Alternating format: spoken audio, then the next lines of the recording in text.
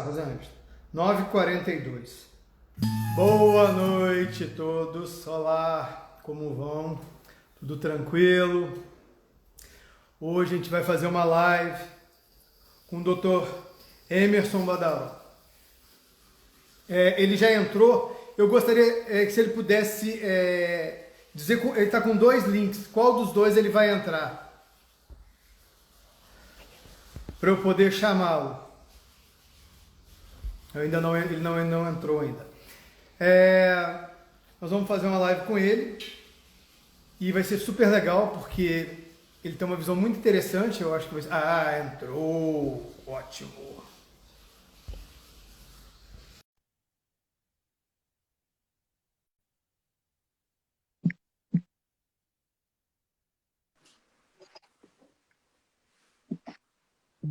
Convidei o doutor Antônio de uma vez. Como é que vai? Tudo Boa bem? noite. Boa noite. Tudo jóia? Tudo jóia. Vamos lá. Vamos começar a nossa live. Vou apresentar para vocês o Dr. Emerson Badaró. Ele parece que o sinal dele caiu aí um pouquinho. Vamos aguardar.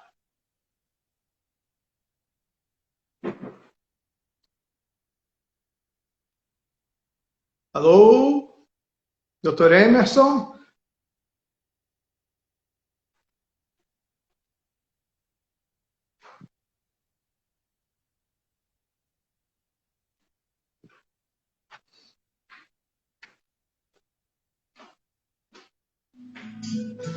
Bem, já convidei-os. Oi, Dr. Emerson. Agora sim, caiu.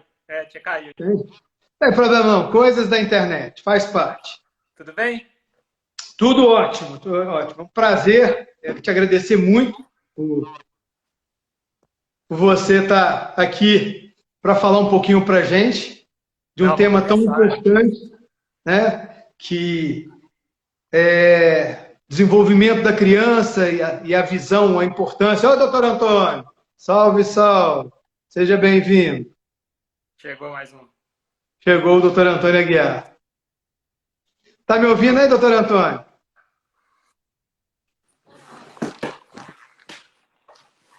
Tá me ouvindo? Acho que tá dando. Ele tá um pouquinho, ele tá em slow motion. Bem, vamos lá, vou te apresentar. Quem é o Dr. Emerson Badaró? É médico oftalmologista, especialista em retina, com doutorado na Universidade Federal de São Paulo e Tufts University em Boston. Falei mais ou menos certo? É isso aí. Tem uma referência que você não falou, né? Que é super importante. O pai da Ana, né? Pois é. Eu ia deixar você falar sobre a Aninha. Mas eu tive a oportunidade de conhecer o Dr. Emerson quando eu estive na casa dele, batendo um papo e tal, e ele me falou uma abordagem sobre a questão do desenvolvimento e a importância da visão. Exatamente. E a gente até comentou alguma coisa sobre estimulação visual, eu até falei algumas coisinhas, e você falou assim, cara, eu posso falar uma punhada de coisa. Eu falei, opa, vai ser uma oportunidade super rica, e aí eu te convidei, já abusando. Claro. Então, assim, até o doutor Antônio se ajeitar, e que eu acho que ele está com dificuldade em se ajeitar, você poderia começar aí dando uma introdução para a gente do que é esse contexto da visão e o desenvolvimento. Por favor. Eu vou falar um pouquinho sobre mim primeiro e a Ana, né? A Ana nasceu tem 3 semanas, ela é minha filha, e a Ana tem síndrome de Down, assim como o filho de vários de nós aqui do grupo. E antes dela nascer, a gente já sabia do diagnóstico, eu e minha esposa, a gente já estava sabendo desde a época da gestação. Então, a gente teve a oportunidade de estudar algumas coisas, de se preparar como pais, que, apesar de eu ser médico, é uma abordagem muito diferente. Uma coisa é você ser pai, outra coisa é você ser médico. É muito diferente uma coisa da outra. E tem muitas inseguranças, muitas dúvidas que eu compartilho, que são dúvidas que são minhas de pai de primeira viagem, que é a minha primeira filha, inclusive, que eu acredito que devam ser as mesmas de outros pais. Só que eu tenho o privilégio de ser, ao ser médico e especialista em oftalmologia, eu tenho o privilégio de entender de oftalmologia. E eu tenho a capacidade de ajudar um pouco mais, de dar um pouco mais de informação para as pessoas relacionado à parte visual. Só que uma das coisas que a gente estava conversando, né, Sérgio, é que a visão ela está dentro de um corpo, ela está dentro de uma pessoa. A visão ela não está isolada, ela não está sozinha, né? A gente não, quando a gente estava conversando sobre estimulação, né, sobre o início da estimulação da Ana, da minha filha, a gente estava conversando sobre como que a gente faria essa estimulação como um todo, porque a gente não está estimulando um sentido, a gente não está estimulando um órgão, a gente não está estimulando uma coisa só, a gente está estimulando uma pessoa. Sim. E essa pessoa tem que ser estimulada da melhor forma possível, tentando abranger o organismo dela como um todo. E quando a gente vai falar dos sentidos, né, falando de tato, visão, audição, paladar e olfato, eles são muito conectados. Todos eles são conectados. Todos eles, para se desenvolver, uma coisa precisa da outra. E isso a gente consegue ver muito quando a gente imagina um idoso. É muito mais fácil a gente perceber isso, porque se a gente olha um idoso que está perdendo a audição, você pode ver que ele tem dificuldade de andar. Ele tem dificuldade de enxergar. Um idoso que está perdendo a visão, ele escuta mal. Um idoso que está enxergando mal, ele tem dificuldade de andar, porque ele não vê as coisas dentro de casa. E aí, isso daí é uma coisa que é intuitiva para a gente ver quando a gente fala do idoso. Mas isso tem que ser tão intuitivo quanto na hora que a gente vai falar da aquisição das habilidades. Porque quando a gente fala do idoso, a gente está falando da perda das habilidades. Mas quando a gente vai falar da aquisição, o raciocínio é o mesmo, só que inverso.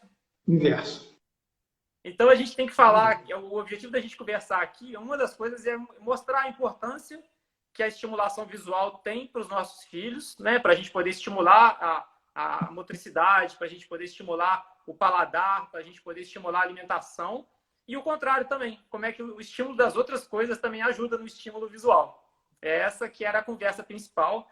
Além disso, a gente tem o objetivo de conversar aqui quando que está tudo bem e quando que não está tudo bem na visão das crianças, principalmente nas crianças com síndrome de Down, quando que a gente tem que procurar o oftalmologista, porque nem sempre vai estar tudo bem, nem sempre as coisas vão sair da forma que a gente gostaria.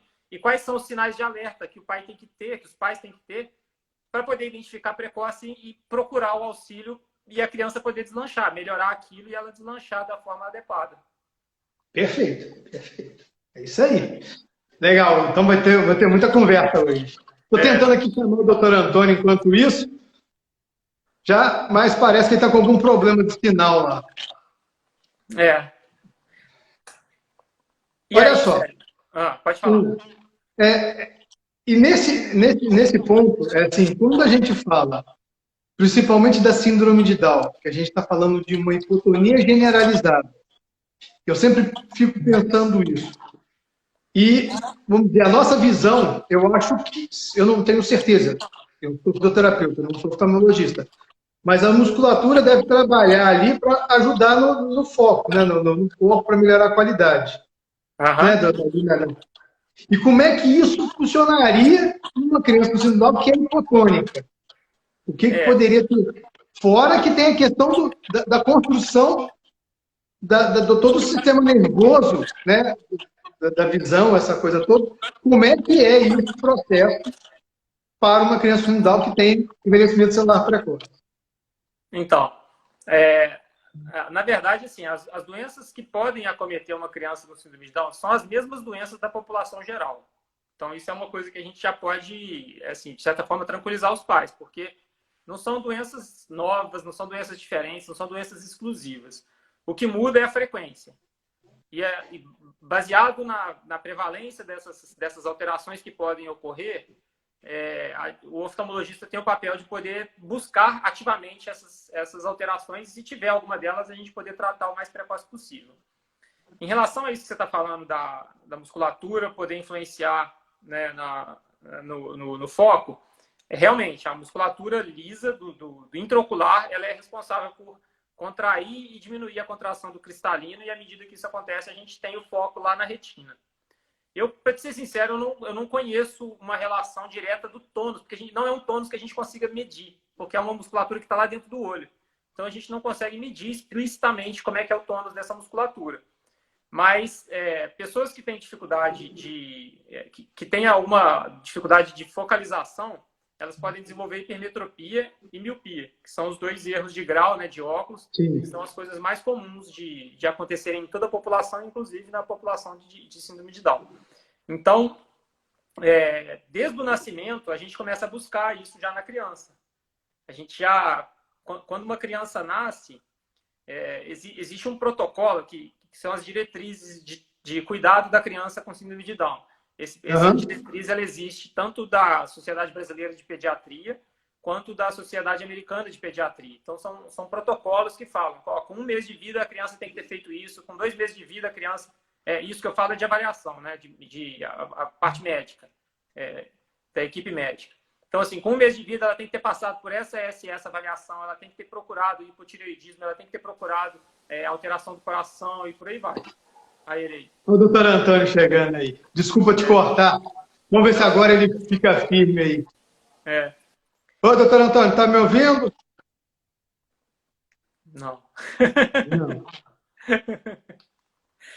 Então, Tá batendo cabeça. na hora que a gente vai ver a criança que tem síndrome de Down, a gente vai buscar, desde o início da vida dela, essas alterações.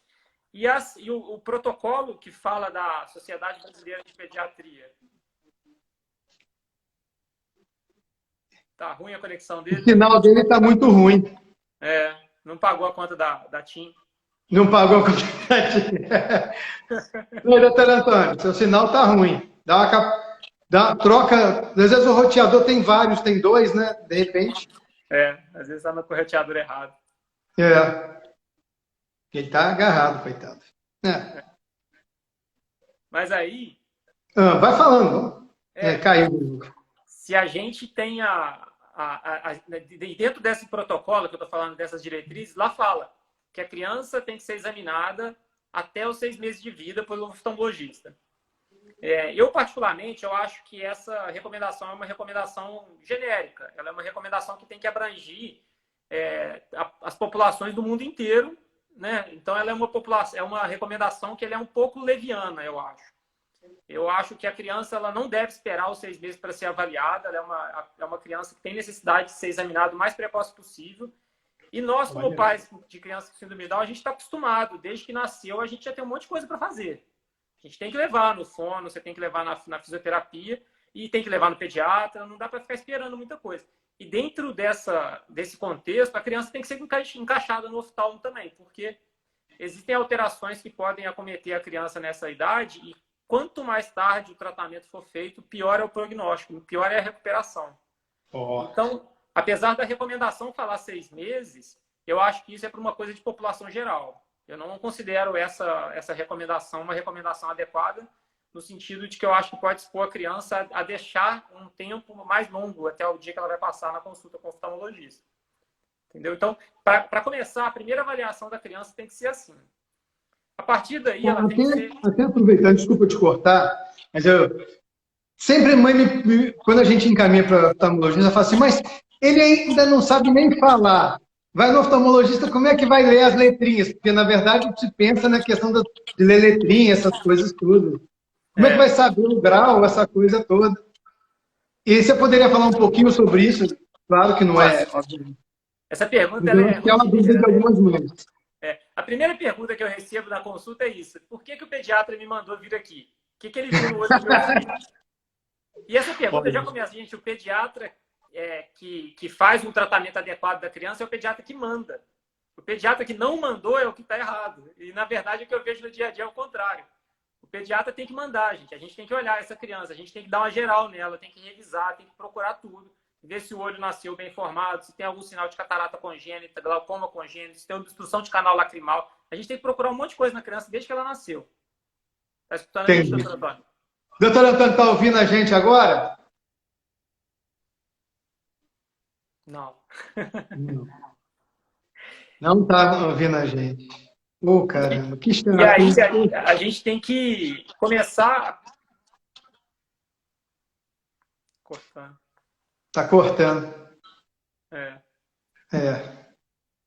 a gente tem que olhar essa criança, então, desde o início. A gente tem que sair procurando coisa que tem de alteração, ver se o olho está bem formado. Por quê?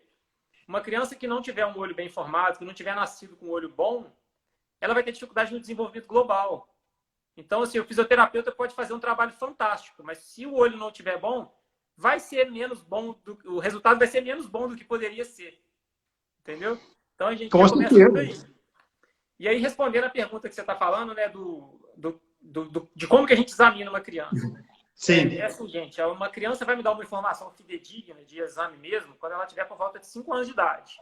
Até lá, muita coisa eu faço sem a criança me responder. Ela não vai me falar melhor esse ou aquele, ela não vai me falar se ela está vendo todos os detalhes das letras que eu preciso que ela veja.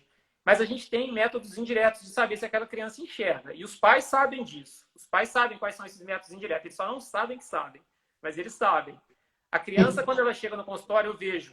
Eu vou olhar fundo de olho. É um exame que eu não dependo nem um pouco da colaboração da criança. Eu consigo ver.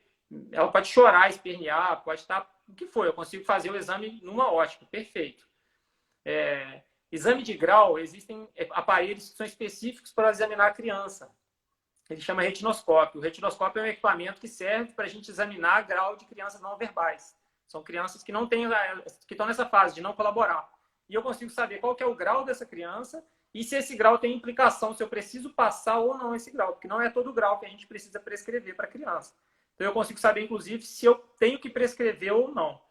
E se opta, independente de prescrever ou não, essa criança tem que ser acompanhada para a gente saber se esse grau está evoluindo, se está aumentando, se esse grau está involuindo, porque também pode ser que ele melhore com o passar do tempo. Então, assim, eu não dependo da criança me falar o que ela está vendo na consulta, não. A gente consegue examinar a criança como um todo. A gente o exame oftalmológico é adaptado para uma criança, né, para um bebê, mas ele é feito de cima e embaixo. A gente vê grau, a gente vê pressão, se for o caso, a gente vê fundo de olho, a gente vê biomicroscopia, tudo. Tudo que precisar, a criança vai ser vista. A gente não perde exame por causa do fato dela ser bebê. Legal. Pois é, eu sou pai de um bebezinho. Pediram para eu levar no oftalmologista.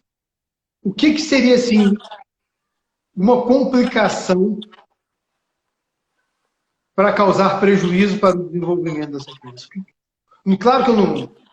Quais seriam, assim, sei lá, glaucoma, sei lá o que seria, sei lá, algum problema, má formação, o que seria mais comum da gente encontrar? Então, o mais comum da gente ver é grau de óculos, né? É o mais comum. Tá. Mais ou menos 50% das crianças com síndrome de Down vão ter algum grau durante a vida delas. A gente vai precisar passar. Então, 50% não, 80%, falei até errado. É 80% de prevalência de alteração de grau. Ou seja, é altíssima a probabilidade de uma criança, de uma pessoa com síndrome de Down, em algum momento da vida, ela ter algum grau para passar. Esse grau pode ser grau baixo e pode ser grau alto. Tem crianças que eu examino próximo do nascimento, ela tem lá 10 graus de miopia. E essa criança tem que receber o óculos desde o início, porque se ela não receber o tratamento, né, que no caso dessa correção é o óculos, ela vai atrapalhar o desenvolvimento dela inteirinho. E menos comum. Aí agora a gente já vai falar de coisas que não são comuns, tá, gente? Então não é pra gente ficar apavorado achando que é comum, que é frequente, que as pessoas têm isso com frequência, não. Mas catarata congênita é mais frequente, glaucoma congênito também é mais frequente e obstrução de canal lacrimal. Obstrução de canal lacrimal é até relativamente comum, que é quando a criança fica lacrimejando muito, ela fica com aquele olho com aquela secreção, fica com o olho com lacrimejamento mais severo mas assim, clinicamente ela fica ótima, exceto pelo lacrimejamento que fica ali no olho, né? Mas o que eu vejo que os pais têm que ter muita atenção é que eu estava falando agora há pouco, né? Como sinais indiretos, se ela enxerga ou não. Porque eu estava falando, os pais sabem quando o filho enxerga ou não, porque a gente tem contato com as crianças, né? O nosso filho fica com a gente o tempo inteiro, a gente tem contato visual com ele, a gente olha olho no olho, e os pais têm que ter atenção para saber se esse contato visual está acontecendo. O contato visual da criança, ele tem que acontecer até 6 semanas de vida. Então, o filho tem que olhar, você tem que olhar para o seu filho, o filho tem que olhar para você. Por mais que ele não responda de sorriso, que ele não responda nada, mas existe quase um reflexo humano isso. A gente tem aptidão por faces humanas. Existe estudo que mostra a comparação de você botar um bebê de várias idades diferentes e colocar na frente de um animal. Depois eles colocavam na frente de um chimpanzé. Depois eles botavam na frente dos humanos. E a taxa de fixação, né, a taxa de frequência que o bebê olhava para os humanos é altíssimo. É muito alto. E para os outros animais, não.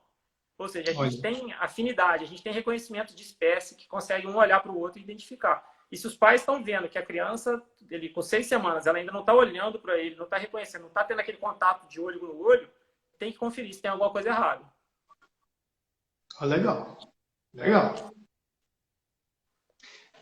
Pois é. E algumas dicas de estimulação que você poderia falar para esses pais e tal, que acabaram de ganhar um bebezinho e tal? O que você... Fora procurar um oftalmologista, claro. Eu acho o seguinte, eu estava falando com você aqui em casa aquele dia, né? Eu sou a favor da estimulação multissensorial, multidisciplinar, multifunção dentro do... Eu acho que é isso que funciona, porque é assim que é na vida real, né? Você no seu trabalho lá da estimulação da fisioterapia, você não ensina uma criança a andar. Você dá o subsídio e um dia ela anda. Perfeito. Né? Você vai trazendo subsídios para ela para um dia aquele passo acontecer. O andar é a consequência de um processo que você vai desenvolvendo de uma forma que é muito mais simples no início do processo do que lá no final. Mas o final só acontece se o simples no início aconteceu. Perfeito. Né? Perfeito. E a parte visual, ela é uma parte que é mais ou menos igual. Assim. Eu vejo que os pais às vezes ficam ansiosos no sentido assim, de que poxa, doutor, eu fiquei sabendo que o recém-nascido não enxerga, eu fiquei sabendo que o recém-nascido não tem visão boa e tal.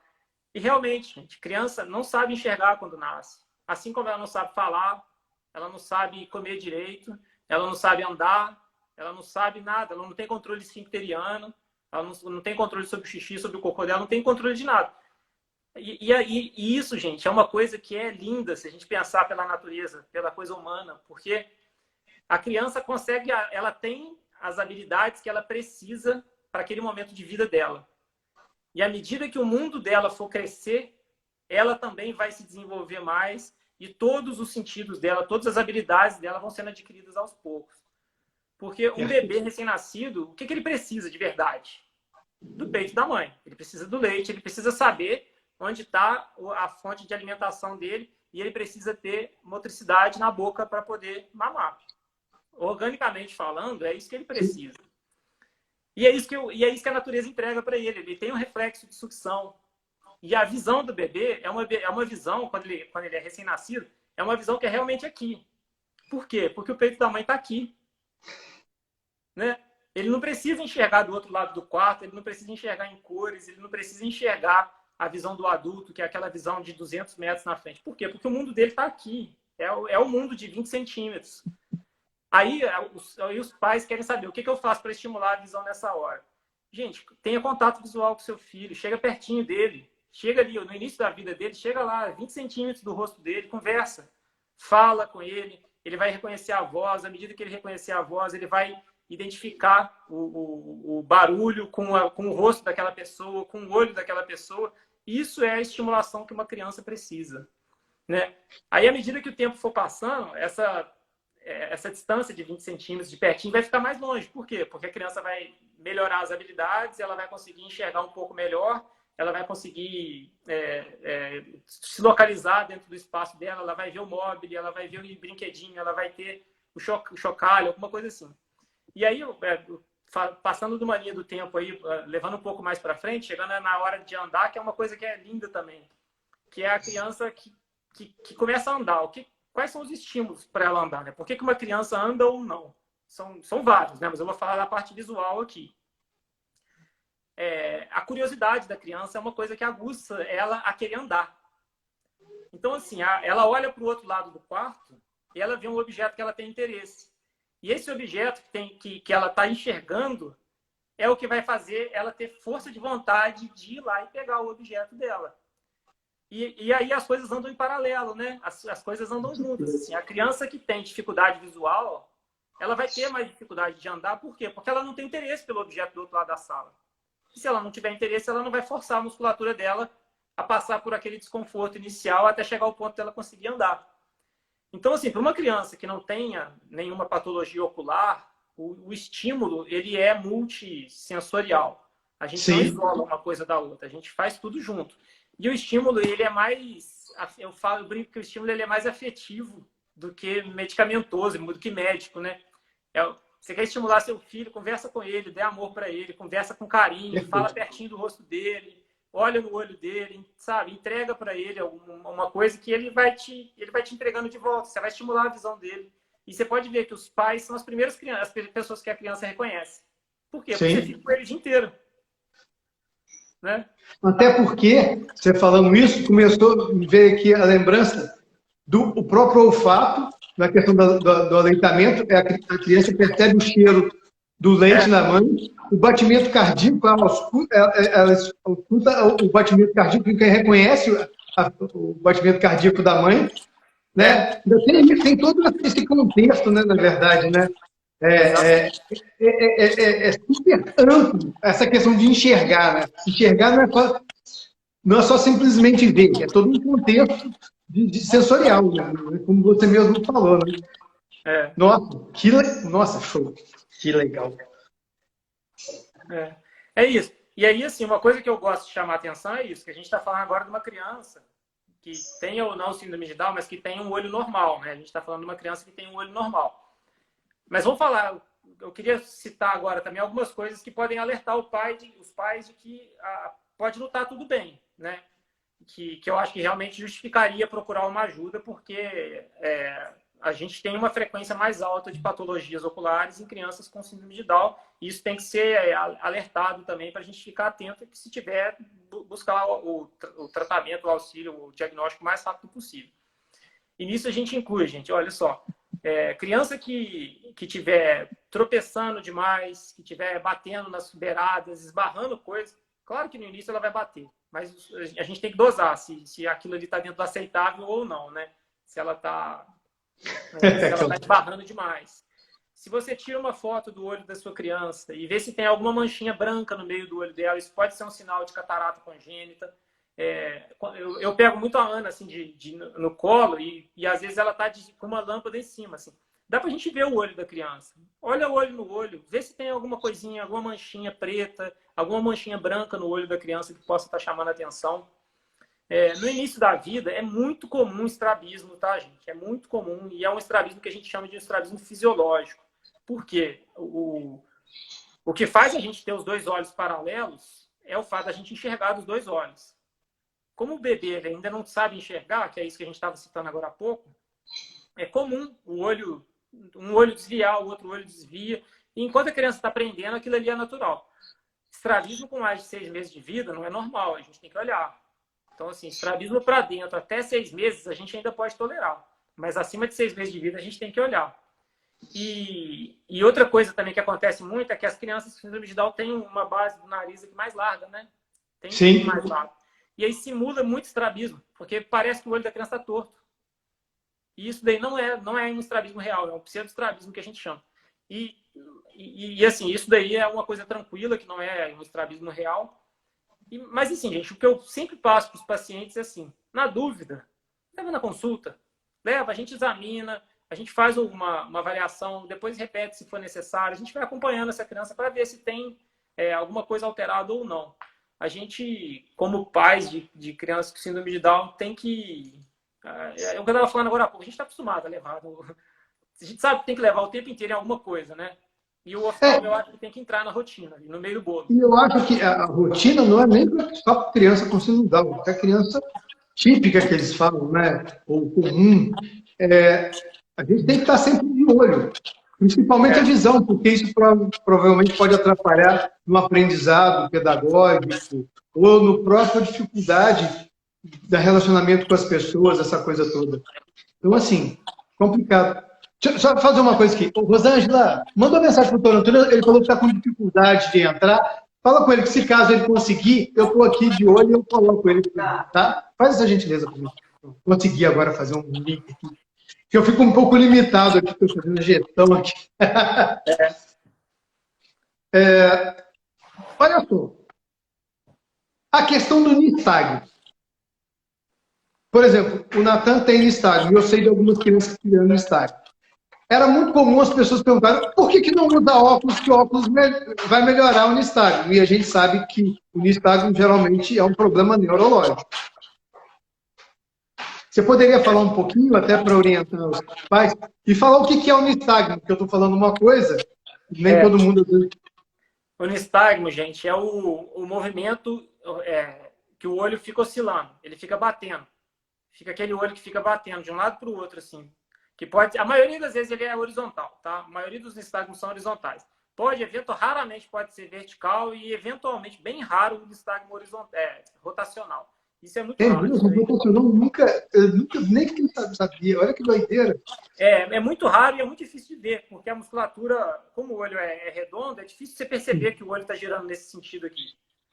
Mas, enfim, o nistagmo ele é o olho quando ele fica tremendo, o olho que fica tremendo de um lado para o outro assim. Geralmente é um nistagmo, é um movimento rápido, não é aquele movimento que a criança olha de um lado para o outro, é aquele movimento que ele fica balançando de um lado para o outro. Isso daí, gente, é um sinal para a gente de baixa de visão, tá? Isso não é considerado normal, né? É um sinal de baixa de visão, sim. O que pode acontecer é o que eu estava falando agora há pouco. No início da vida, como a criança ainda não tem uma boa visão, o nistagmo pode acontecer nas primeiras semanas de vida. E isso não ser uma coisa patológica, isso ser uma coisa normal. Mas, principalmente, assim, quando a criança está olhando para uma direção só. Às vezes, na linha reta aqui, olhando para frente, ela não tem nada, mas a hora que ela olha para o lado aqui, o olho dá uma balançadinha, ela olha para frente e está alinhado de novo. Isso não tem problema nenhum no início da vida. Mas esse nistagmo, que é o que a gente chama de nistagmo fisiológico, do início da vida, ele tem que melhorar. Ele nunca pode piorar. Ele tem que andar numa curva ascendente de melhora. Nistagmos que estão mantendo ou que estão aumentando a frequência, eles não podem ser considerados como nistagmos fisiológicos. Eles têm que ser avaliados porque é um sinal para a gente de baixa de visão que tem que ser investigado, sim. A maioria das vezes, o nistagmo é uma coisa muito complexa. Assim, existe uma infinidade de causas que pode levar ao nistagmo. Mas, em última análise, ele mostra para a gente que aquela criança tem uma deficiência visual de um caráter que tem que ser investigado. E a última que eu vi, a última criança que eu atendi recentemente que tinha nistagmo, que foi percebido com 3 meses de vida, ela tinha catarata congênita bilateral. Olha só. É uma coisa que tem que ser levada a sério mesmo. O nistagmo é um sinal de alerta que tem que ser levado a sério. E é isso que eu estava falando. Se aconteceu e está tudo bem, e o médico examinou e falou que está tudo bem, ele tem que ir numa curva de melhora sempre. Ele nunca pode ser uma curva de piora. Curva de piora de nistagmo o Natan já tem 32 anos e continua com o nistagmo. Ele tem baixa visão, segundo o oftalmologista que o olhou na época, ele tem 30% da visão central e 100% da periférica. Ele consegue ter uma boa qualidade da visão. Então, ele sempre, quando estudou, ele fazia uma compensa, ele compensava um pouquinho. E a gente adaptou. A gente fez caderno pautado, com pauta grossa, distante. A gente fez as adaptações que naquela época, isso eu estou falando de 32 anos atrás, a gente tinha de recurso. Mas o que eu estou falando é assim, o nistagmo, ele realmente ele tem que ser investigado. Se investigou e é uma causa que o tratamento digamos assim, uma pessoa que tem uma origem neurológica mesmo, do sistema nervoso central. Sim. Nem sempre a gente tem como agir especificamente naquela causa. Mas pelo menos a causa está identificada. Sim. O que não pode é um nistagmo ficar sem diagnóstico. Isso é que não pode acontecer. Entendi. O nistagmo tem que ser identificado, ele tem que ser diagnosticado e definir se tem tratamento ou não. Dependendo tem, dependendo não tem. Você pode até vezes não ter tratamento, mas você pode melhorar a qualidade de vida daquela pessoa com adaptações, né? Exatamente. Para você ter uma ideia, apesar do nistagmo, ele foi o primeiro a ler da sala dele, essas coisas todas. Com as adaptações, a gente conseguiu que ele... Existe algum protocolo diferente na frequência de exames oftalmológicos para pessoas com síndrome de Down? Existe sim. O primeiro exame que eu estava falando é naquela data, né? Eles falam eu vou falar para o Rodrigo, pode ir falando aí. Um minuto. Tá. Eu não considero 6 meses de vida uma data adequada. Segundo exame de vida, no máximo com 1 ano. Segundo exame, no máximo com 1 ano de vida. Depois disso, exames anuais para a gente poder acompanhar essa criança.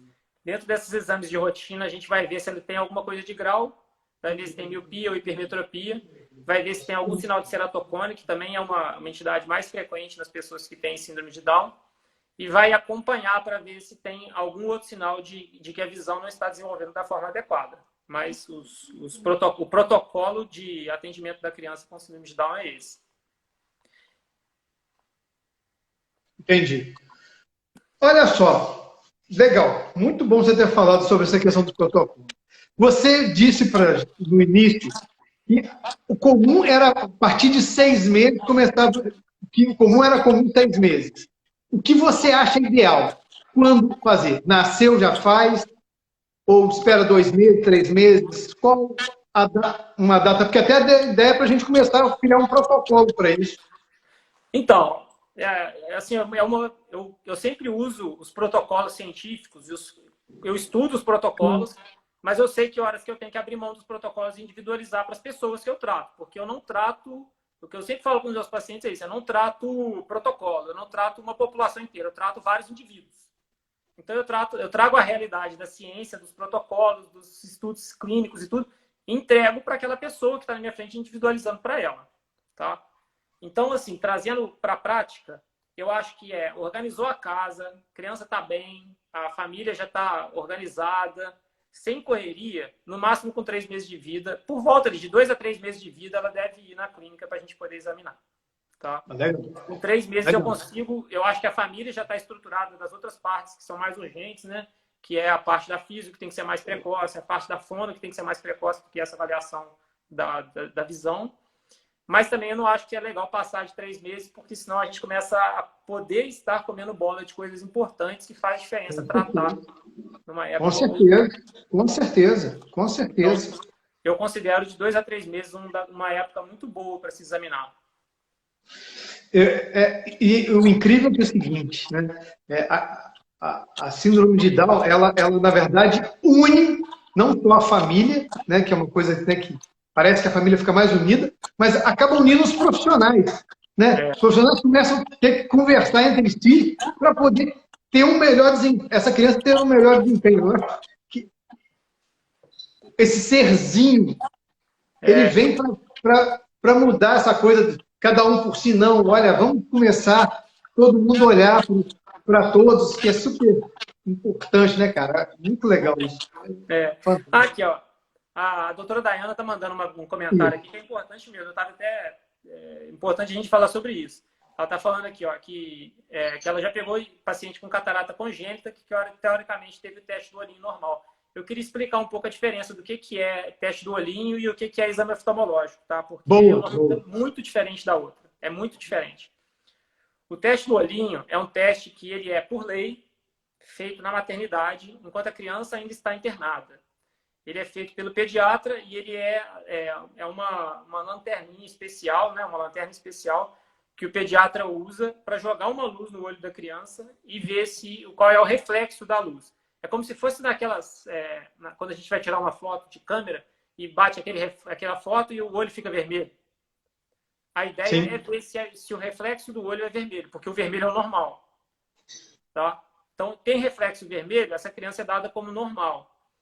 E a diferença disso para um exame oftalmológico é que o exame oftalmológico tem aquelas outras partes que eu tinha falado antes, que a gente vê coisa de grau, a gente vê fundo de olho, a gente faz biomicroscopia, vê se tem sinal de catarata congênita ou não. Então, assim, o teste do olhinho ele é super importante, ele é muito válido, ele tem que ser feito, e ele tem que ser feito ainda na maternidade, mas ele é um exame de triagem, que como exame de triagem, como todo exame de triagem, tem várias falhas que são inerentes à técnica. Não é inerente ao profissional, mas é inerente ao tipo de exame que é feito. E ele não substitui um exame oftalmológico que vai ser feito pelo oftalmologista mesmo, nessa frequência que a gente estava conversando agora há pouco. Então, eu vejo que às vezes os pais confundem isso, porque eles não entendem, né, a diferença do exame para o outro. O teste do olhinho é uma coisa, exame oftalmológico é outra, apesar do nome realmente gerar essa confusão. E é muito interessante você falar isso, porque O teste do olhinho fica parecendo que fez um teste e o olho, olhou o olho inteiro. E, na verdade, olha especificamente para algumas questões. E pronto. Exatamente. E ele só vai pegar, por exemplo, ele só pega uma catarata congênita se for uma catarata congênita muito grande. Se for uma catarata congênita pequena, ele não vai pegar. E se for uma catarata congênita que nasceu pequena e ficou grande depois, ele também não pega. Ele não, é muito comum não aparecer nada, entendeu? Então, eu acho que uma coisa não substitui a outra, elas se complementam. Uma coisa vem junto para... O exame do teste do olhinho, ele vem numa época da vida da criança e depois ele tem que ser substituído pelo exame oftalmológico quando tiver ali por volta dos 3 meses de vida. Legal. Nossa, olha, nossa, já vou anotar no meu caderninho a questão dos 3 meses agora. Conhecimento nunca é demais. Sabe uma coisa que eu queria conversar, que eu queria te pedir uma opinião também? Que eu acho que até se o doutor Antônio estivesse aqui, seria bom ele ia orientar a gente. Seria ótimo. Mas está com um problema na internet, já mandou uma mensagem que ele pegou aquela Vivo 200, sei lá o quê, e a Vivo está morto, entendeu? Desconecta do Wi-Fi, conecta só no acho que ele já tentou conectar pela Netflix e nada. Está com problema mesmo lá. Deve ser uma coisa mais complicada. Mas a outra coisa que eu queria conversar era sobre uma coisa que eu vejo que atrapalha muito, que a gente estava citando sobre desenvolvimento visual, né? Uma coisa que eu vejo que atrapalha muito e que, na atualidade, é muito difícil a gente lidar com o uso de telas e celulares para as crianças, né? Essa abordagem, gente, assim, é um negócio que eu tento usar muito bom senso, eu tento usar meu lado pai, meu lado marido, meu lado pessoa também que gosta de mexer no celular, mas a gente tem que trazer para a realidade de uma criança, que seja bebê ou que seja criança, né? E aí eu volto a falar vou falar dos protocolos, do que tem de recomendação, mas eu quero cutucar de novo aquele assunto que a gente estava falando da aquisição das habilidades serem múltiplas. Legal, né? Mas na verdade eu ia te cutucar sobre isso, já que você... Legal. Porque, assim, recomendação da Academia Brasileira de Pediatria, Academia Brasileira de Oftalmopediatria e academias americanas também, das duas coisas, tá? Tela 0 até 2 anos de vida. Tá? É zero. 1 hora por dia, dos 2 aos 3 anos de vida, e dos 3 aos 5, 2 horas por dia. Isso é tempo máximo, tá? Não é recomendação. É tempo máximo. Exceto se existir uma tela para aproximar familiares. Por exemplo, meu pai mora em João Pessoa e eu quero que ele conheça, que ele conviva com meu filho. Eu quero que o avô conviva com o filho. Aí isso daí é exceção. Isso aí você está liberado para ficar 24 horas por dia se quiser. Porque eles consideram que o vínculo afetivo que vai ser produzido ali vai ser importante para o desenvolvimento dessa família e é importante para isso. Então, isso daí é uma exceção. Agora, criança que vai brincar na tela, que vai ficar jogando joguinho, que vai ver vídeo do YouTube ou qualquer coisa, são essas recomendações. Então, 0 até os 2 anos, 1 hora de 2 a 3, 2 horas de 3 a 5. Sempre com com controle do que a criança está vendo pelos pais, porque é a responsabilidade dos pais saber o que aquela criança está vendo. Sim. E aí, aí que a gente vai cutucar um vespeiro, assim, porque é muito difícil uma pessoa que consegue ficar esse tempo dessa forma, né? Sim. Mas o que eu gosto de citar é que eu volto a falar daquela aquisição das habilidades, né? De como que a criança adquire as habilidades dela. Uma criança, ela não sabe conversar, ela não sabe o que é visão em 3D, que é a visão que a gente tem no dia a dia, que de largura, altura e profundidade. Sim. Ela não sabe, ela não tem ainda noção da distância do corpo dela até os objetos, ela não tem noção da textura dos objetos, do cheiro dos objetos, de nada disso. E isso são habilidades que são desenvolvidas, gente. Ninguém nasce com o tato perfeito, ninguém nasce com a visão perfeita. Então, assim, uma criança que foi estimulada a usar uma tela, que é um objeto em 2D, é esperado que ela tenha dificuldade de visualização em 3D no futuro. Uma criança que veja objetos em 2D, que o objeto está lá na tela, ela não consegue identificar o tato, o cheiro daquele objeto, e vai tendo prejuízo de desenvolvimento dessas outras dessas outras funções do organismo também. Então, eu acho que o uso de tela, ele é muito mais do que o dano que a tela causa à visão da criança. A criança, quando ela vai para a tela, ela está recebendo muita coisa pronta. São poucas coisas que a criança faz que não é ela que realmente é ela que está fazendo. Então, a gente perde, inclusive, a capacidade de desenvolver a criatividade da criança, porque Sim. ela é, na verdade, quando ela está vendo a tela, ela é um agente passivo naquela relação. Sim. Quando ela vai brincar, ela é o agente ativo. Um brinquedo que seja de madeira, né? Aqueles brinquedos que são estimuladores sensoriais lá, por exemplo. Tem vários tipos, né? Eu não quero nem entrar nesse método, porque não é o que eu entendo bem. Mas os brinquedos que têm estimulação sensorial, eles têm tato, eles têm textura, eles têm, a criança aprende a quantidade que ela pode apertar ou não aquele objeto, como é que faz para ir para frente, para trás, como é que ela encaixa uma pecinha dentro da outra. Isso é desenvolvimento de habilidade fina, isso é desenvolvimento de visão tridimensional, é desenvolvimento da pega das habilidades manuais da criança. Além da parte da imaginação, né? Que ainda tem isso, né? E aí você vai desenvolvendo a imaginação, ela aprende a brincar, ela aprende tudo. Então, assim, a tela, gente, eu entendo que é uma coisa complexa, que não é simples, simplesmente ficar sem, depende muito da criatividade dos pais, manter a criança sem tela. Realmente Sim. É um desafio muito grande. Mas, assim, não existe discussão sobre o benefício de um brinquedo real, né, e de uma tela, assim, para o desenvolvimento visual da criança. E eu tenho certeza que você tem 1 milhão de pacientes que perderam habilidades quando eles ficaram clausurados na pandemia agora. Nossa, com certeza. Eles ficaram muito tempo em tela. Eu tenho certeza. Você tem mais prática que eu quanto a isso, né? Como é que foi? Eu tô com um rapazinho que, na verdade, ele ficou o dia inteiro jogando videogame, jogava o dia inteiro. Além de causar algumas dificuldades, assim, ele era um menino excelente na escola e agora já está meio malandro, sabe? Aquela coisa assim, ela é chato, aquela coisa assim, sabe? Perdeu um interesse, porque tem outro interesse, uma coisa mais legal que é o jogo. Além disso, por ficar sentado muito tempo, causou deformidade em membro inferior. Então, isso assim, você bate o olho e você já vê o dano que causou, entendeu? Se nós adultos, né? Eu vejo assim, vamos tentar olhar um espelho do que a gente é, né? Nós adultos, quando a gente fica mexendo no celular, a gente não conversa com ninguém que está em volta. A gente não faz mais nada. Quanta gente sedentária não tem porque só fica mexendo no celular. E adulto, que tem bom senso, que tem educação, que tem instrução, enfim, que tem bom senso da situação. Imagina uma criança que está aprendendo o mundo dela, ela acha que o mundo é ali. E fora, gente, que assim, pra gente, quando a gente olha para uma tela, você olha ali, você sabe que o Super-Homem não é de verdade. Que o Homem-Aranha não é de verdade. A criança não sabe. Ela acha que o Homem-Aranha existe, sabe? No mundo dela, existe Super-Homem, existe Homem-Aranha, existe Coelhinho da Páscoa, existe tudo ali. Tudo é real na cabeça da criança. E quando a criança fica só na tela, ela não aprende a diferença do que é a diferença do mundo real para o mundo imaginário, que é o mundo da tela. O mundo da tela não é um mundo de verdade. A Ana Terca colocou aqui, tem a questão do ensino remoto, a tela do ensino remoto. Esse rapaz, pra você ter ideia, essa pessoa que eu falei é um rapaz, que já está com 14 anos, tá? Que eu vi a diferença. É engraçadíssimo, ele adora celular, mas na hora de fazer o ensino remoto, fala, Sérgio, é uma porcaria, eu detesto. Então, assim,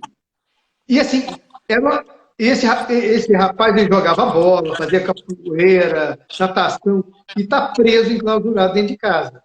Então, você imagina, claro que o videogame distrai, é ótimo, não vou dizer que é ruim, também, eu já gostei muito de videogame, já joguei muito, né, tem o seu tempo. Mas até o tempo de ficar, hoje está muito exacerbado por conta da pandemia e por conta de outras coisas, outras prioridades que estão se colocando. E ainda tem isso. Né? Mas até assim, em relação à tela para ensino remoto, é uma coisa que a gente está tendo que aprender a lidar, né? E a gente vai sair do ideal mesmo. Tela para ensino remoto eu considero como uma exceção importante a ser feita, porque a gente traz um benefício para a criança, que é o aprendizado intelectual, que também é importante. Mas, assim, saiu da hora do ensino, sai da tela. Aí acabou, entendeu? A conversa é diferente. Igual eu estava falando agora há pouco da questão dos familiares, né? Fazer videoconferência com família. É exceção, acabou. Pode fazer quanto quiser. Porque tem um benefício que vem ali, que é maior do que o malefício da tela. Mas é difícil, é difícil a gente controlar. Realmente é um desafio a gente conseguir... A gente mesmo, como adulto, não consegue ficar longe da tela. Sim. E aí eu trago, nossa, aí você vai poder falar isso como pai, muito mais experiente do que eu, você vai poder falar. Nós, quando a gente é criança, o nosso maior herói, nosso maior exemplo, tudo, são nossos pais. Nosso pai e nossa mãe. A gente quer ser o nosso pai e nossa mãe. A gente idolatra, principalmente naquela primeira infância ali, é um amor que a gente tem pelos nossos pais, uma idolatria. Eles são as pessoas mais fantásticas do universo. Tanto que a gente aprende a falar igual a eles, a gente tem o mesmo dialeto que eles têm, a gente tem o mesmo jeito de conversar, o mesmo jeito de andar. A gente quer ser tudo igual a eles. Imita até a postura que eles fazem, a posição que eles estão. E se a gente, como pais, não for bons exemplos, a gente vai estar trazendo um indivíduo subaproveitado para cá, aqui para cima, para ele crescer. Então eu falo que assim, a tela, ela é um exemplo, né? Mas assim, se você falar palavrão na frente do seu filho, o seu filho vai falar palavrão.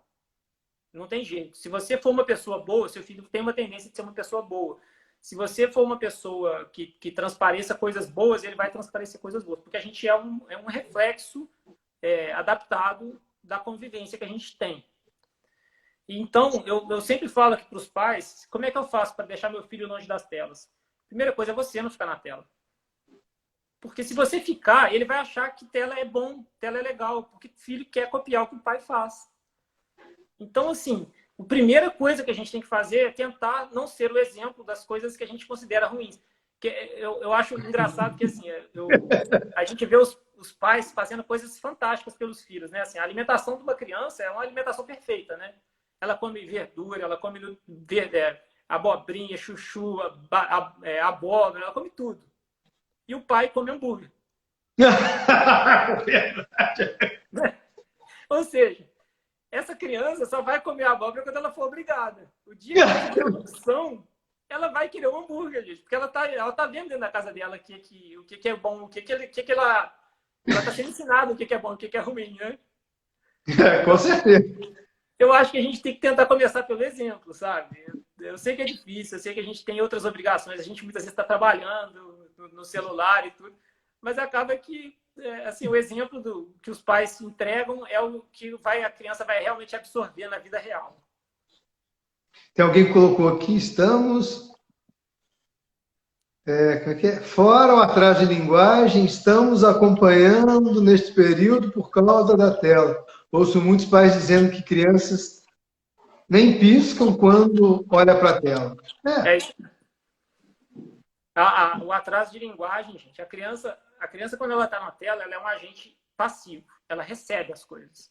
E ainda tem a questão da luz azul, né, que influencia na parte neurológica do sistema nervoso central, que causa dano. Ainda tem essa história, né? Isso aí dá uma live inteira, só de luz azul. Pois é. Isso seria ótimo a gente sentar com o doutor Antônio e montar uma live sobre isso, que vai ser show de bola. A gente pode falar. Então, eu vou falar bem rápido da luz azul, tá? A luz azul, ela é um comprimento de onda que está nas telas, ela está nas luzes do nosso dia a dia, ela está no sol, ela está em todos os ambientes. É um comprimento de onda que faz parte da luz natural do mundo. Mas ela está muito nas telas também. Então, não é uma coisa que existe só nas telas, mas ela existe nas telas também. E ela é um comprimento de onda da luz que é relacionado ao nosso ciclo de sono e acordar. O ciclo de sono e vigília, que a gente chama. Nosso ciclo circadiano. Então, assim, uma pessoa, quando está estimulada à luz azul, ela está falando para o cérebro dela que é de dia. E que se é de dia, tem que produzir os hormônios de ficar acordado. Então, os hormônios que são produzidos são hormônios para deixar a pessoa acordada, acesa. Aí a pessoa usa uma tela e vai até às 10 horas da noite, na beirada da cama, usando o celular, com aquele monte de luz azul ali. Ela está falando para o organismo dela, para o organismo dela, que aquilo ali está em horário de ficar acordado. E aí, na hora que ela acaba de apagar a luz, ela acha que ela vai dormir. Não vai, gente. Demora mais de 2 horas para aquele efeito acabar. Para aquele efeito da luz acabar. Então, é comum a pessoa entrar em insônia por causa do excesso de uso de telas, porque você que está falando para o seu corpo que não estava na hora de dormir. Olha e aí, só. vamos colocar isso numa criança ainda agora, né? Na hora que a gente vai falar da criança, é mais chato ainda, porque a criança vai começar a vida dela com um distúrbio de sono já. Olha que situação chata, né? E perda de sono implica em perda de humor, atraso de desenvolvimento. Além da, como você mesmo falou, a tela é uma coisa, não é tridimensional, é bidimensional. Então, perda de noção espacial, que isso é extremamente importante para o aprendizado e desenvolvimento dessa criança, é uma bomba. A tela, assim, eu entendo que a tela tem vantagens, né? A tela, momentaneamente, ela pode ser utilizada em momentos pontuais, e é um desafio muito grande para os pais manter realmente sem, é difícil, porque a gente mesmo gosta de ficar na tela. Então, quem somos nós para falar que a criança não pode gostar, né? Sim, com certeza. Concordo. Mas a questão é a seguinte, até para a gente tem que começar a se policiar. Muitas vezes, opa, estou passando o limite. De vez em quando a mulher puxa minha orelha. Ô, Sérgio, menos. Não, estou vendo uma mensagem aqui de um paciente. Só um minutinho. Menos. Aí eu tenho que parar, obviamente. Então, assim, a gente acaba se perdendo mesmo. É normal, faz parte. Agora, para uma criança, a gente que controla. A criança ainda não tem esse poder de domínio, né? O domínio ainda é nosso. E a outra coisa que foi falada aqui em cima agora, que é super importante também, né? Que é o que eu estava falando de a tela, a criança na tela, ela é passiva, ela não é ativa. Então, na tela, ela escuta os outros conversar, mas ela não conversa com a tela. Então, é super comum mesmo, igual comentaram aqui em cima, não perdi quem foi aqui, mas que comentaram aqui em cima que a criança tem atraso de desenvolvimento de fala, porque ela não conversa na tela, ela só escuta, ela só é passiva ali. E realmente isso é muito comum, gente. A criança vai perdendo, vai tendo evolução das habilidades. Às vezes ela conversava e por causa da pandemia, dessa restrição e tudo, ela foi perdendo a capacidade de comunicar e de conversar por causa disso. Fora que a gente, quando está na tela, a gente é sozinho. Não existe interação com mais nada do mundo em volta da gente. Você pode ver 5 crianças sem tela, elas brigam, elas se empurram, elas se divertem, elas fazem tudo. 5 crianças com tela são 5 crianças isoladas, nenhuma fala com ninguém. Então, inclusive, tem essa questão de interação social, sabe? As crianças de hoje, eu acho que elas estão perdendo um pouco a capacidade de interação social porque a tela não permite que isso seja desenvolvido da forma adequada. Tá. Hoje teve uma mãe lá no meu consultório que falou assim, podia perguntar para ele se a tela do computador, do celular, se faz mal para a visão, para os olhos. E aí? Faz mal. Faz mal pelo comprimento de onda, que é esse que eu estava falando da luz azul. Ainda as telas, elas têm relação, a exposição ultravioleta, ela tem relação com várias doenças crônicas do estresse oxidativo do organismo. Inclusive, 2 doenças que são as 2 principais causas de cegueira nos idosos, que são catarata e degeneração macular. Então, assim, a gente estudando os idosos, a gente vê que essas doenças estão ficando cada vez mais precoces em relação ao que era no passado. E um dos motivos que está sendo aventado é o excesso de exposição a telas dessas pessoas idosas, que começaram a usar a tela há, no máximo, 10 anos, né? Porque Sim. não tinha tela. Sim, não. Você imagina uma criança que está nascendo hoje num mundo que só tem tela o dia inteiro e vai viver 80 anos ainda. Nossa Senhora. Não existe uma certeza científica do que vai acontecer. Mas, assim, o prognóstico não é um prognóstico bom. A gente não tem uma previsão de que, se isso mantiver do jeito que está, essas pessoas vão chegar na idade de idosos enxergando. E aí, trazendo para a nossa realidade, que são pessoas com síndrome de Down, o estresse oxidativo ele é muito mais intensificado. Então, existe uma probabilidade desse dano ocorrer de uma forma mais intensa. Isso daí que eu estou falando agora, gente, é uma especulação da ciência. Não existe comprovação disso. Tá? Não é uma coisa que exista, porque nenhuma criança que foi exposta a telas a vida inteira ficou idosa ainda.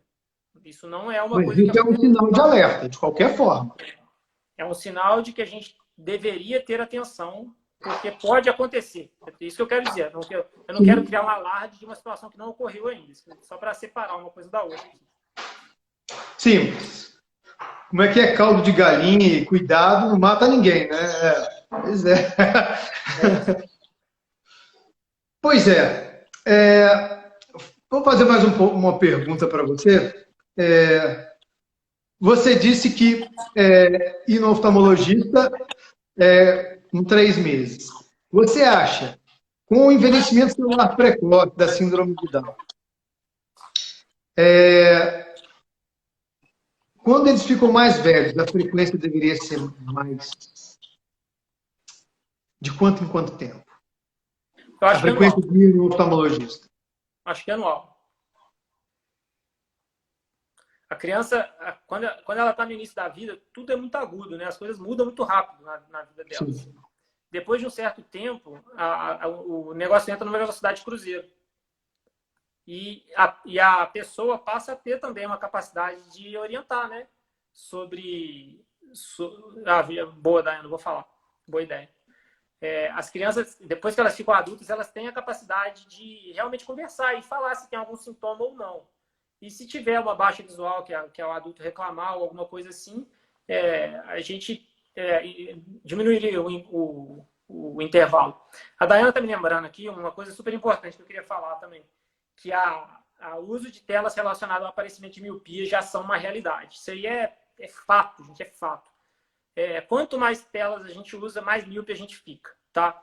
Populações que são expostas a muita tela, como, por exemplo, os orientais são muito, né? Existem populações muito bem estudadas, principalmente em Singapura, que tem por volta de 90% de prevalência de miopia, tá?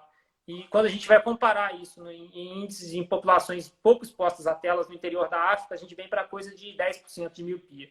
Então, não existe dúvida de que a urbanização e o excesso de exposição a telas e ambientes fechados aumenta muito a prevalência de miopia. Saiu um estudo que acompanhou crianças desde o início da pandemia até hoje. E o índice de aumento de miopia foi de 50% nas crianças estudadas. E foi uma população muito grande, em coisa de 1 ano e 2, 3 meses de pandemia. 50% de aumento de prevalência de miopia nas crianças que foram estudadas. Então, assim, é desafiador, é difícil levar uma criança para um ambiente externo para ela poder brincar, é difícil levar uma criança no nosso dia a dia, na nossa correria, trabalhando em home office e tal. Mas é o que tem que ser feito. A gente tem que expor essas crianças a ambientes abertos, elas têm que ter visão de ambientes espacialmente abertos, porque isso desenvolve visão periférica e isso desenvolve a visão da criança de uma forma adequada. Tá? Isso daí que a Daiane está me lembrando que é uma coisa realmente muito importante. Tá? Miopias aumentaram muito de um ano para cá. E no consultório a gente vê isso todo dia. Todo dia chega uma pessoa que estava progredindo ali, o grau estava estável, estava progredindo pouca coisa, e ela duplicou o grau de progressão dela. É muito comum a gente ver isso no consultório.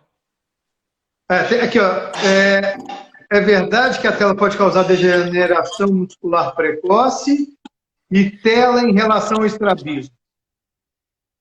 Raquel, degeneração, eu acredito que deve ser degeneração macular, né? A degeneração macular, sim. É essa que eu estava falando, a doença dos idosos lá que acomete, né? E sim, Daiane, quanto mais novos, maior o dano e maior o tempo que ela vai ficar exposta também, né? Das duas coisas, tanto maior o dano quanto maior o tempo de exposição que ela vai ficar. O Ricardo está perguntando em relação à tela e estrabismo. O Ricardo, assim, quando uma criança trata do estrabismo, que ela opera, muitas vezes ela precisa usar tampão.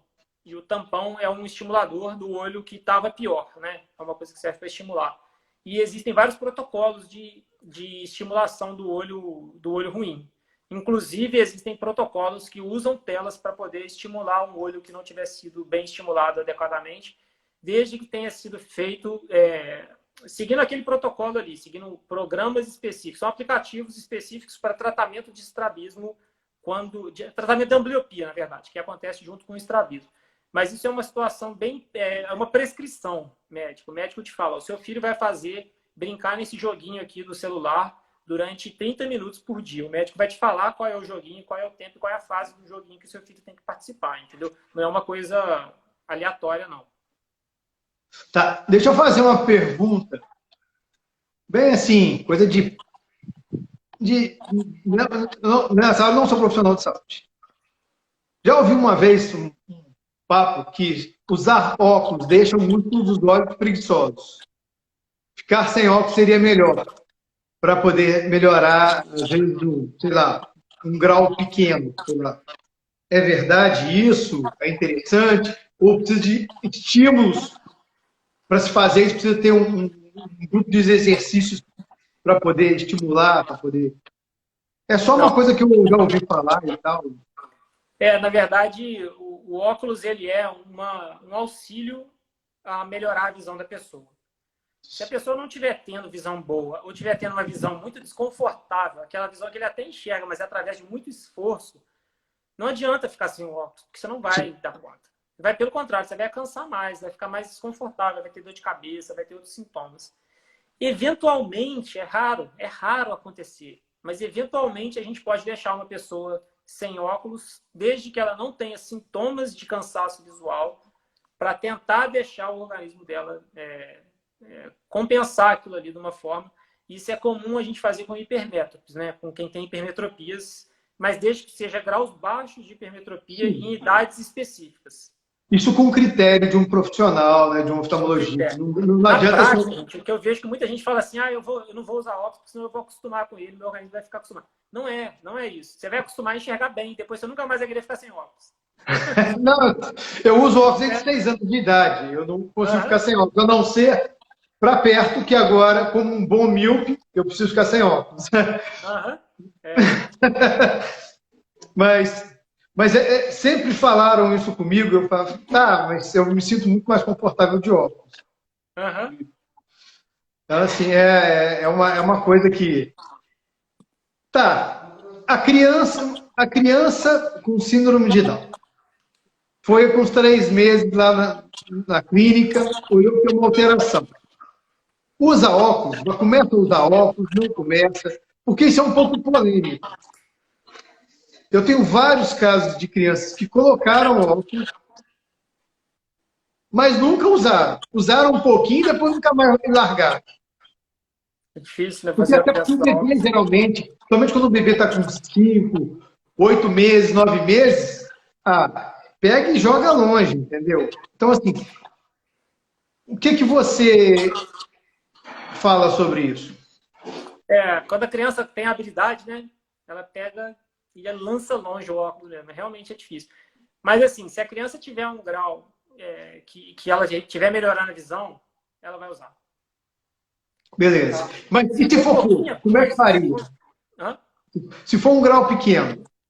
Se for um grau pequeno, o que é pequeno depende existem critérios para você prescrever, sabe? Por exemplo, uma criança que tiver 2 graus de miopia e for com 6 meses de vida, eu não preciso passar os 2 graus. Se for uma pessoa de 10 anos de idade e tiver 2 graus, eu tenho que passar os 2 graus. É diferente uma coisa da outra. Existem critérios de quantos graus tem que passar em qual idade do desenvolvimento para a gente estimular aquela criança a ter o desenvolvimento da forma correta, tá? Mas, assim, criança que tem prescrição, que o médico achou que tem necessidade de usar, tem que usar. Tem que usar. E os pais têm esse desafio a mais aí, que é convencer a criança a não ficar jogando óculos longe. E é difícil. É difícil. Pois eu sei quanto várias crianças que vão... porque, assim, às vezes, ainda tem uma outra questão que é uma realidade brasileira. Que às vezes a família não tem muito ganho, entendeu? Às vezes a família junta o dinheiro para comprar o óculos. E para depois ver aquele óculos ficar jogado, entendeu? Então, assim, eu entendo que é importante. Mas, para aquela família que às vezes recebe loas, tem toda uma dificuldade, eu sempre boto infelizmente, no Brasil, a gente tem que botar esse peso em medida, infelizmente. Sim, claro que eu sei que algumas crianças precisam em ponto, não tem conversa. E outras, sempre pensando, meu Deus, né? É complicado. Isso é uma coisa que realmente mexe às vezes comigo. Fala, caramba, vai gastar uma grana que não é tão barato, né? Para aquela pessoa que recebe um salário mínimo, entendeu? É difícil. Olha, você quer? Eu gostaria que você. Nossa, eu tomei seu tempo pra caramba, mas olha, muito bom, o pessoal tá adorando. Tá vendo? Pede uma. Ótimo, né? Eu queria que você falasse um pouco da questão da visão e o equilíbrio. Porque, na verdade, muitas vezes, porque a gente sabe que para uma criança andar, né, o que faz a criança ter equilíbrio é o sistema vestibular, é a propriocepção e a visão. Se um desses tiver dificuldade, o equilíbrio fica prejudicado. E, principalmente, a pessoa tem baixa visão, ela tem uma tendência até a ficar olhando muito para o chão, como até o próprio idoso, é comum, ele começa a andar mais olhando mais para o chão. Uhum. Eu queria que você falasse um pouquinho disso, porque a síndrome de Down, com essas questões, né, da questão do... Lembra que eu comentei da questão da hipotonia, do foco, se não receber um bom estímulo no início, essa coisa toda, a construção dessa visão, desse sistema visual, do sistema nervoso visual, se isso vai ter muito prejuízo e vai ser uma das causas da dificuldade do andar. Não, eu acho que sim. Igual a gente estava falando agora há pouco, né?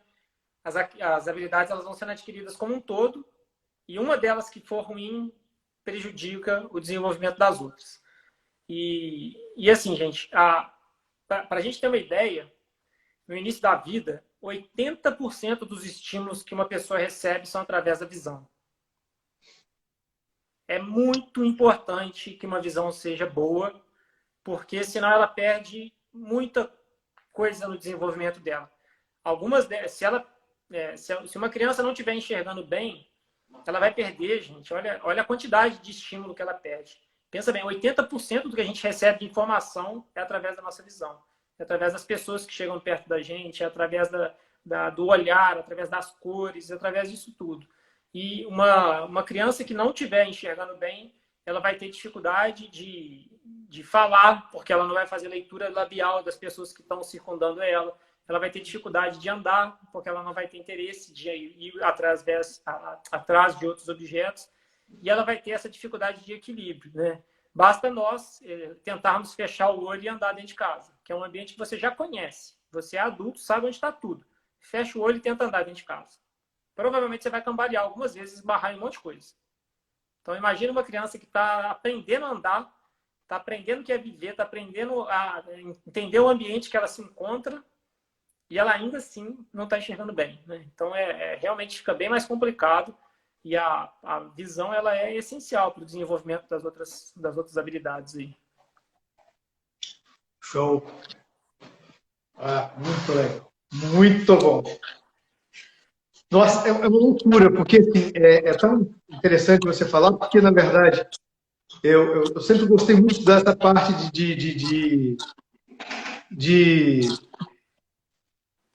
da parte de desenvolvimento. E até meu grande sonho era fazer um artigo em cima botar uma câmera num bebê e começar a pegar de zero até ele andar e para o que ele enxerga. Podemos fazer isso com a Ana.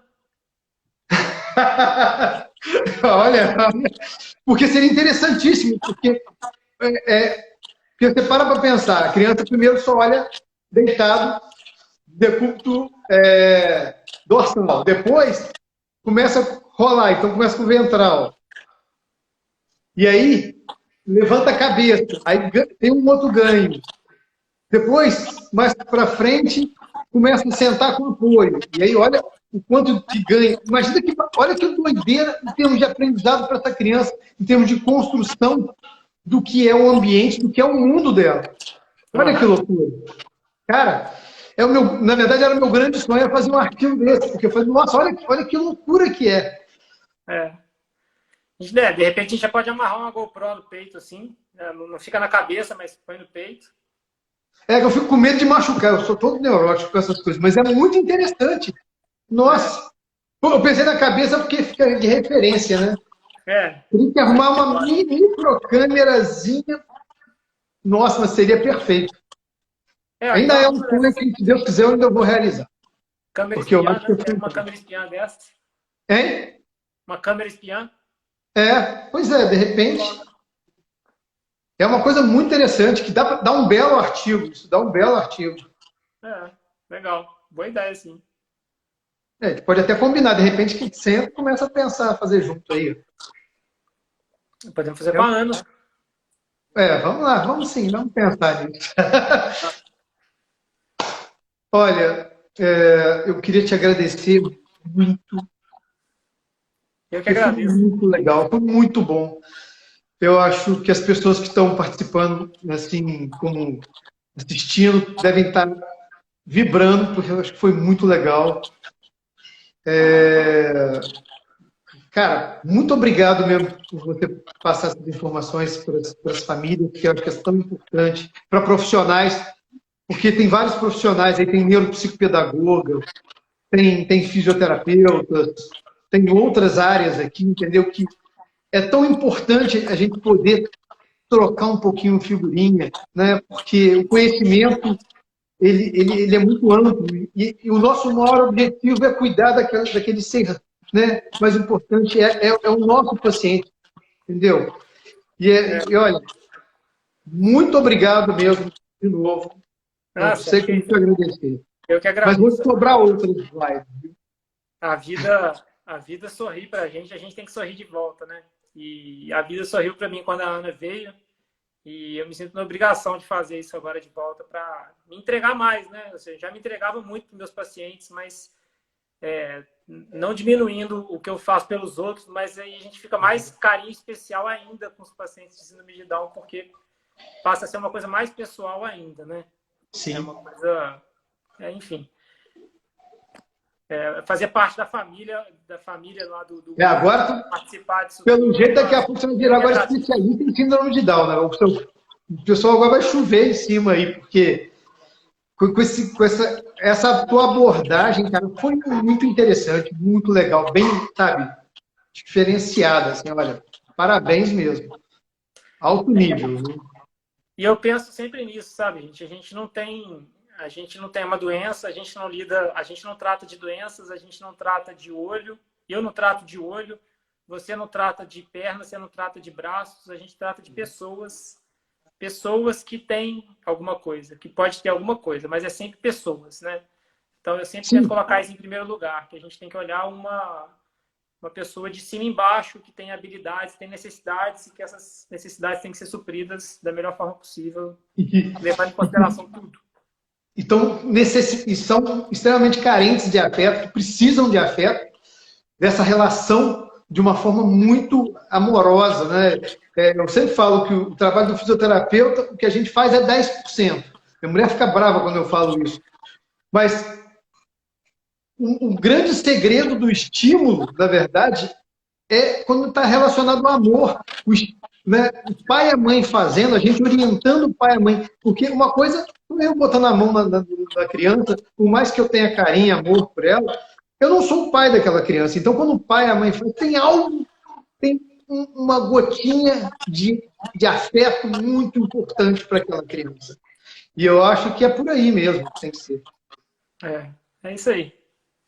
Assim que eu penso também. E obrigado por me convidar aqui. Vou te convidar muitas vezes. Foi muito show. Muito bom mesmo.